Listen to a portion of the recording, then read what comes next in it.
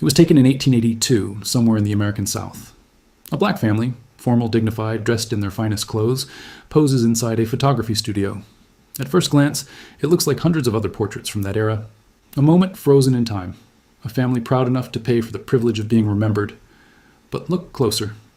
One member of this family, a young girl standing at the edge of the frame, has something in her eyes that no one noticed for over 140 years.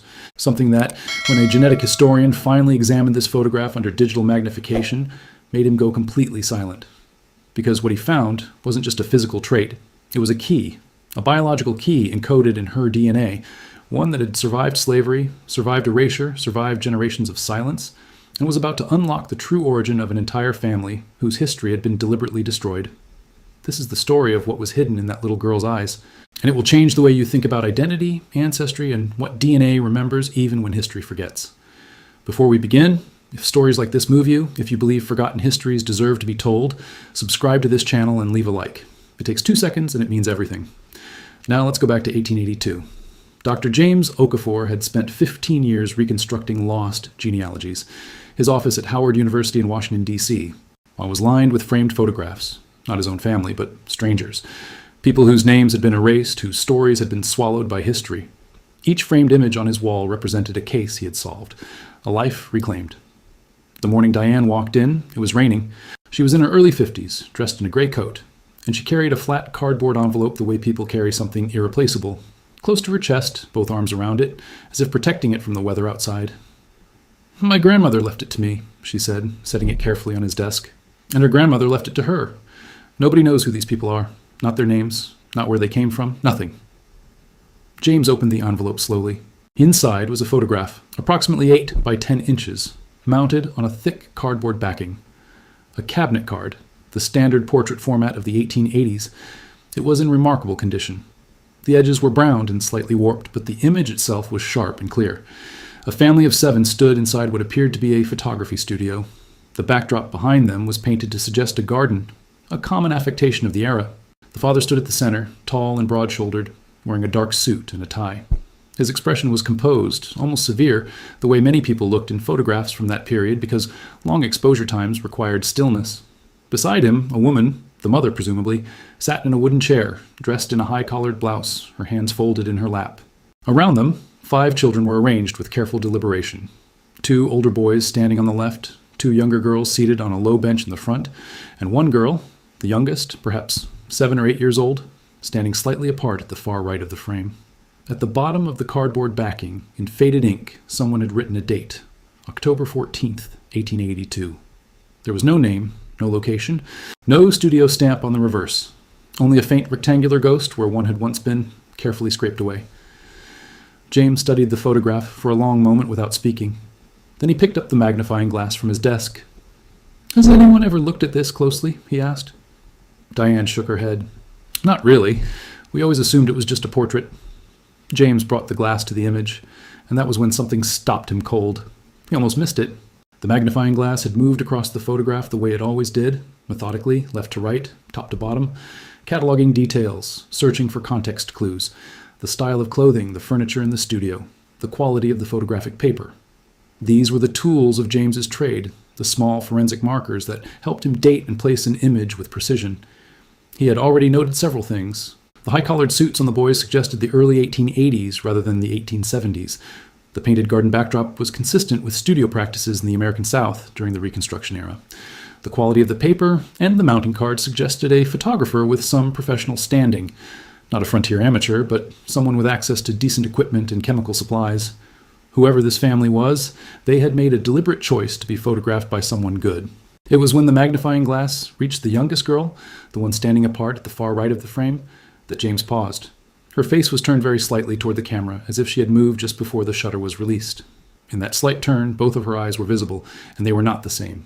Even in the sepia tones of a 19th century photograph, the difference was unmistakable. The left eye was dark, a deep, uniform darkness consistent with brown, the expected pigmentation for a black child of that era. But the right eye was lighter, noticeably, significantly lighter. Where the left eye absorbed light, the right eye reflected it differently, with an almost gray, pale quality that jumped out of the image even in monochrome. James set the magnifying glass down. He reached instead for the digital scanner on the shelf behind him. It took him 12 minutes to scan the photograph at high resolution and pull it onto his monitor. He used the software he had been using for years to enhance archival images, increasing contrast, adjusting gamma, sharpening focus digitally without altering the original file. When the enhanced image filled the screen and he zoomed in on the girl's face, he leaned back in his chair and was quiet for a very long time. The right eye was blue-gray. Clearly, unmistakably blue-gray, rendered in the subtle gradations of light that the original photograph had captured without anyone ever noticing. A black child. 1882. One brown eye, one blue-gray eye. He turned to Diane, who was watching him from across the desk. "Tell me everything you know about this family," he said. "Everything." Diane knew very little. That was the honest truth, and she said so without embarrassment. The photograph had been passed down through 4 generations of women, grandmother to daughter, daughter to granddaughter, always with the same vague instruction. Keep this, it matters. But no one had ever been able to say why. No names had survived alongside it. No letters, no documents, no oral history specific enough to be useful. "My great-great-grandmother received it from someone she called the old woman," Diane said. "That's all I know. The old woman gave it to her before she died and told her not to lose it." James nodded slowly, still staring at the screen. He typed quickly and pulled up a medical reference database he had bookmarked years ago. Not something a genealogist typically consulted, but James had learned long ago that genetics and history were not separate disciplines. They were the same story told in different languages. Waardenburg syndrome, type 2A, autosomal dominant inheritance pattern. He read the entry the way a detective reads a case file, looking for the specific, the actionable, the visible. Waardenburg syndrome is a genetic condition affecting pigmentation of the hair, skin, and eyes. The most visually distinctive features include heterochromia iridis, irises of 2 different colors or 1 iris with 2 colors, and a white forelock, a patch of white or silver hair at the front of the scalp. It is caused by mutations in several genes, most commonly PAX3, MITF, or EDNRB, all of which affect the development and migration of melanocytes, the cells responsible for pigmentation. James underlined the phrase autosomal dominant in his mind. It meant that the mutation only needed to be inherited from one parent to express itself. And it meant, crucially, that in a family line where the mutation existed, it would appear again and again, generation after generation, in roughly half of all children. If the little girl in the 1882 photograph had Waardenburg syndrome, she had inherited it from one of her parents, and one of her parents had inherited it from one of their parents, and so on, an unbroken biological thread running backward through time. He turned back to the enhanced image on the screen. The girl's right eye, pale and luminous against her dark face, looked back at him across 140 years. "This child," he said carefully, "has a genetic condition called Waardenburg syndrome. It's hereditary, dominant. It doesn't skip generations the way some conditions do." Diane leaned forward. "What does that mean?" "It means," James said, "that this didn't start with her." James spent the rest of that afternoon in the digital archive. He scanned every millimeter of the photograph again, this time looking not at the girl's eyes, but at the other faces in the frame, searching for the thread. The 2 older boys showed nothing obvious. Their eyes in the enhanced image appeared uniformly dark. The mother's face was partially turned, her right eye obscured by a shadow that the original photographer had apparently not bothered to correct, a compositional oversight that had survived 140 years. The father's gaze was direct and steady, his eyes dark and symmetrical.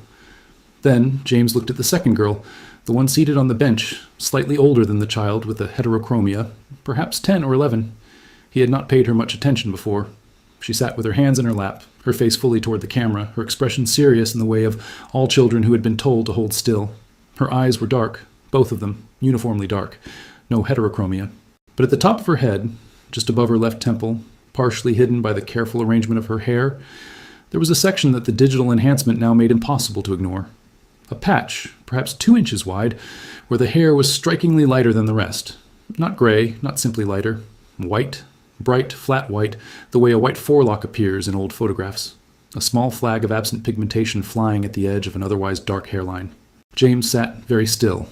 The white forelock, the hallmark of Waardenburg syndrome, present in a sibling without the heterochromia, which meant the mutation had expressed differently in each child, one inheriting the iris pigmentation difference, the other inheriting the depigmented hair, both manifestations of the same underlying genetic change, both inherited from the same parent. He looked at the father again, then the mother, whose face was partially shadowed. He reached for his phone and called his colleague at the genetics department, a woman named Dr. Patricia Ewan, who had worked with him on 3 previous ancestry reconstruction cases. "Patricia," he said when she answered, "I need you to look at something tomorrow morning. A photograph, 1882. Well, what am I looking for? Wardenburg markers in 2 siblings, one with heterochromia, one with a white forelock. He paused. And I need you to tell me which parent it came from. Because one of those parents in the photograph has a shadow over their face, and I think that shadow is hiding something. There was a silence on the line. I'll be there at 8, Patricia said. Dr. Patricia Ewan arrived at James's office with coffee and a hard drive.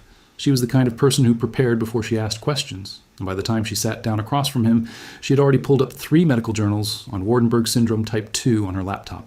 She studied the enhanced photograph on James's screen without speaking for several minutes.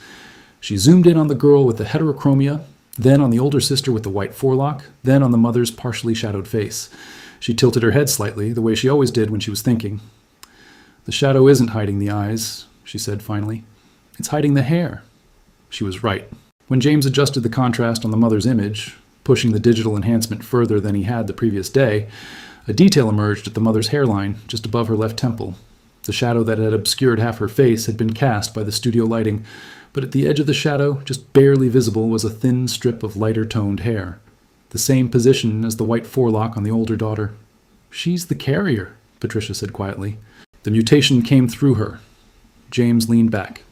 A black woman in 1882 with Wardenburg syndrome. 2 children visibly expressing the trait. A photograph with no name, no location, no studio marking. The next step was clear. The Freedmen's Bureau records. After the Civil War, the Bureau of Refugees, Freedmen, and Abandoned Lands, commonly known as the Freedmen's Bureau, had attempted to document the lives of formerly enslaved people across the South. The records were incomplete, imperfect, often distorted by the prejudices of the agents who created them, but they were the closest thing to a census that existed for Black Americans in the years immediately following emancipation. James had a subscription to the digitized Freedmen's Bureau database, a project completed only a few years earlier, after decades of painstaking indexing by genealogists and volunteers. He searched by physical description, which the Bureau records sometimes included, looking for any notation of unusual eye pigmentation. The search took most of the morning. At 11:47, a record appeared on his screen. A labor contract, dated 1866, from a district in South Carolina. The contracting party was listed as a woman. Her first name was given as Eliza. Beside her name, in the careful handwriting of the Bureau agent, was a parenthetical notation. 1 eye brown, 1 eye gray-blue. Distinctive. James's hands went still on the keyboard. Eliza. The name sat on the screen like a stone dropped into still water. James stared at it for a long time before reaching for his notepad. The labor contract from the Freedmen's Bureau listed her age as approximately 35 years old in 1866, which would have made her born around 1831. It listed no surname. Formerly enslaved people were frequently recorded without one in official documents from that period, or with the surname of a former enslaver that they had already discarded. It listed no place of origin. It listed only her name, her approximate age, the district in South Carolina where she was contracting her labor, and that single physical notation that had survived because a Bureau agent, for reasons James would never know, had thought it worth writing down. 1 eye brown, 1 eye gray-blue, distinctive. He had a name. He had a rough birth year. He had a geographic location. And he had a genetic marker that functioned in this moment as a kind of fingerprint, a biological annotation written into her body that no document could erase. The next archive was harder. Slave manifests, the shipping documents used to record the transport of enslaved people along domestic slave trade routes, were among the most revealing and most brutal documents in American history. They listed enslaved people like cargo, name, age, height, physical description, and the name of the person who claimed ownership. They were created not out of any concern for the humanity of the people they listed, but because transporting enslaved people across state lines required legal documentation. James searched the digitized collections held by the National Archives and several university libraries. He searched for records from South Carolina, cross-referencing with the rough birth window he had for Eliza. He searched through manifests from the 1830s, 1840s, and 1850s, the decades during which Eliza would have been a child, then a young woman. On the second day, he found a manifest from 1849, a coastal shipping record from Charleston, South Carolina. Among the listed individuals was a girl, age approximately 18, first name Eliza. Beside her description, the agent who had prepared the manifest had written 2 words that confirmed everything. Eyes, different. James read those 2 words several times. Eyes, different. In the brutal, transactional language of a slave manifest, a human being's most distinctive feature, the genetic inheritance she carried from her ancestors, had been recorded as a curiosity, a note in a ledger. 2 words that had waited 175 years to mean something. He picked up his phone and called Diane. "I found her," he said. Her name was Eliza, and I know where she came from. Diane was at his office within the hour.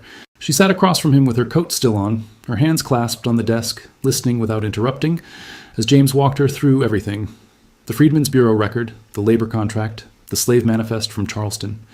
He showed her each document on screen, reading the relevant passages aloud, watching her face as the pieces assembled themselves into something coherent. When he finished, she was quiet for a moment. "Eliza," she said, as if testing the weight of it. That was her name. That's what the records suggest. The physical description matches. The heterochromia, the notation in the labor contract, the timing. It's the same woman. With a high degree of confidence, she is the mother in this photograph. Diane nodded slowly. Then she said, "Where did she come from? Before Charleston? Before South Carolina?" That was the question James had been waiting for, and it was the question he could not answer from documents alone. He had already contacted a genetic genealogy laboratory, one that specialized in ancestral DNA reconstruction using historical family photographs as a starting point. The technology was relatively recent and still imperfect, but it had been used successfully in several high-profile ancestry cases in the preceding years.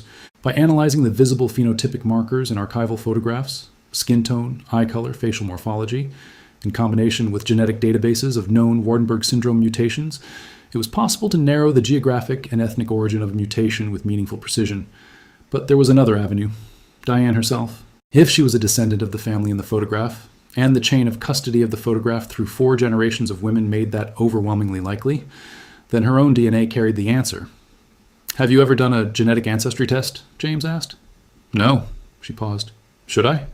"I think you should, but not one of the commercial ones. I want to refer you to Patricia's lab. They can run a full mitochondrial DNA sequence that traces your maternal line directly, mother to mother to mother, as far back as the data can reach." Diane agreed without hesitation. The test took 11 days.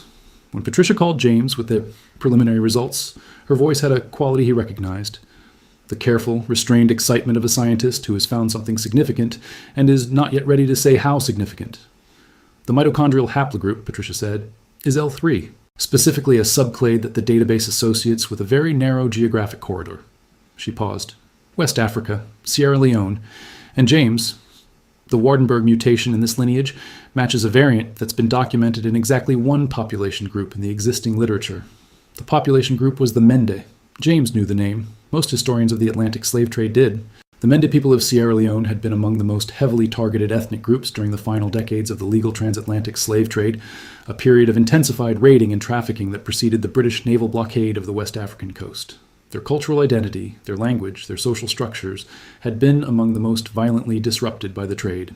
They were also, as Patricia's database search confirmed, the only documented population in West Africa in which the specific PX3 gene mutation associated with Eliza's form of Waardenburg syndrome had been recorded in more than one individual. James spent 2 days reading everything he could find about the Mende, their communities, their history of resistance, their presence in the documented records of the transatlantic slave trade. And then, while searching through the digitized collection of the Amistad Research Center in New Orleans, a repository of records related to the African American experience, he found something he had not been looking for. A letter. It was handwritten, dated 1891, and addressed to no one by name. The writer identified herself only as a woman who was once called by another name. The letter was written in careful, deliberate English, the English of someone who had learned the language as an adult, in a country that was not their own. It had been donated to the archive in 1934 by a family in Charleston, along with a small collection of papers, and had been catalogued but rarely accessed. James read it twice before he was certain of what he was looking at. The woman described her childhood in a village near a river. She described being taken at night, with other members of her family, by men who spoke a language she did not understand. She described a ship. She described arriving somewhere cold and unfamiliar. She described learning a new name, Eliza, because the name she had been given at birth was considered unpronounceable by the people who now claimed to own her. And near the end of the letter, in a passage that made James set down his coffee cup and sit very still, she wrote, "My mother had eyes that did not match, one dark as river mud, one pale as morning sky. She told me her mother had the same. She told me it was a sign that we came from a particular place, and that no matter how far we were taken, that sign would follow us." James read that sentence 4 more times. Then he called Diane. He read her the letter over the phone. All of it. When he reached the passage about the eyes, she made a sound he could not quite name, and not a word, not a cry, something in between. He waited until she was ready to speak. "She wrote it herself," Diane said finally. Yes, in her own hand. She remembered. She remembered everything. Her village, her mother, the name she was born with. He paused. She didn't write that name in the letter. I think she was protecting it, keeping it private. But she described the place, the river, the geography. James had spent the previous evening cross-referencing the geographic details in the letter against historical maps of Sierra Leone from the mid-19th century. The river she described, its width, its proximity to the coast, the type of trees she mentioned growing along its banks, was consistent with the Sewa River in the southern region of Sierra Leone. The Sewa River Valley had been a Menda heartland for centuries. Patricia's mitochondrial DNA results, the Wardenberg mutation variant, the letter, the geography, they all pointed to the same place, the same people, the same origin. A family that had been photographed in a studio in South Carolina in 1882 with no name recorded and no history attached, had come from the banks of the Sewa River in Sierra Leone. Their ancestor had been taken from that river valley sometime in the 1830s or 1840s, during the final brutal years of the transatlantic slave trade. She had survived the crossing. She had survived enslavement. She had raised children and grandchildren on soil that was not her own, and she had carried, in her irises, in her children's hair, in the DNA of every descendant who followed, an unbreakable biological record of where she had come from. James thought about the little girl in the photograph, the one standing apart at the far right of the frame, her face turned just slightly toward the camera, one eye dark and one eye pale. A 7-year-old child in 1882 who had no way of knowing that the thing that made her different was also the thing that would one day lead a historian 140 years into the future to the name of her great-grandmother's river. He thought about what it meant to carry something in your body that you cannot see or feel or name, something that outlasts everything else. That outlasts the ships and the auctions and the ledgers and the silence. He sat with that thought for a long time. Then he began preparing what he would tell Diane the following morning. Diane came to James's office one last time on a Thursday morning in October, almost exactly 6 weeks after she had first walked in with the photograph pressed against her chest in the rain. She sat across from him at the same desk. The photograph was there between them, still in its cardboard envelope, still in the careful condition in which 4 generations of women had kept it. James laid everything out in order. The Freedmen's Bureau record, the labor contract, Patricia's DNA analysis, the letter from the Amistad Research Center, the historical maps, the Mende people of the Sewa River Valley in Sierra Leone. Each document was a step in a staircase that descended, one generation at a time, from a photography studio in South Carolina in 1882 to a village on a West African riverbank sometime in the 1830s. Diane listened to all of it without speaking. She looked at each document. She held the letter, a printed copy, the original too fragile to handle freely, and read the passage about the mismatched eyes twice. When James finished, she looked at the photograph for a long time. She didn't know, Diane said quietly. The little girl. She didn't know what her eyes meant. No, James said. She couldn't have. But her great-grandmother knew. She wrote it down. Diane looked up. She wanted someone to know. She wrote it in a language that wasn't hers, in a country that wasn't hers, and she left it for someone to find. James nodded. You found it, he said. It just took 140 years. Diane picked up the photograph and looked at the little girl at the edge of the frame, the girl who had moved slightly just before the shutter closed, the girl whose pale right eye had caught the studio light in a way that no one had noticed or thought to question for a century and a half. The family had no recorded name. Their story had been deliberately, systematically erased, first by the institution of slavery, then by the indifference of history, but the erasure had not been complete. It had never been complete, because written into the biology of that child, into the cells of her iris, into the genes she had inherited from her mother, who had inherited them from her mother, who had been taken from the banks of a river in Sierra Leone, was a record that no document could destroy. Diane set the photograph back down on the desk. She did not speak for a long moment. Then she said, her name was Eliza, but somewhere on the Sewa River she had another name, and now I know where to look for it. She picked up the photograph, tucked it back into its cardboard envelope, and held it against her chest, both arms around it, the same way she had carried it into this office 6 weeks before in the rain. DNA does not forget. It cannot be confiscated, burned, or renamed. It simply waits. And sometimes, after long enough, someone finally knows how to read it.